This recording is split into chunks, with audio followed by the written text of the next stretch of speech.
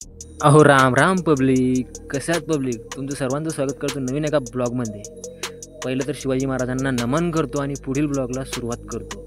आज मी आलो देवळाच्या इथे. आज देवळाच्या इथे आठवडी बाजार भरलेला होता आणि त्यात पोळ्याचा बाजारसुद्धा भरलेला होता. सगळीकडे सजावटीचं सामान लागलेलं होतं आणि सगळीकडे पाऊससुद्धा चालू होता. परंतु पावसाअभावी गर्दा कमी नाही तरी गर्दा वाढलेला होता, कारण बैलपोळ्याचा साज म्हटलं की सर्वांनाच यावंच लागतं.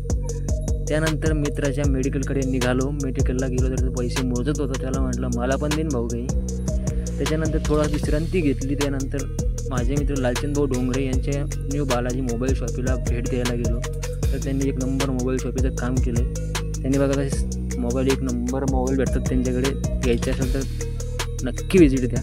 त्याच्यानंतर घराकडे निघालो. घराकडे येत असताना मला नाश्ता करण्याचं मन झालं.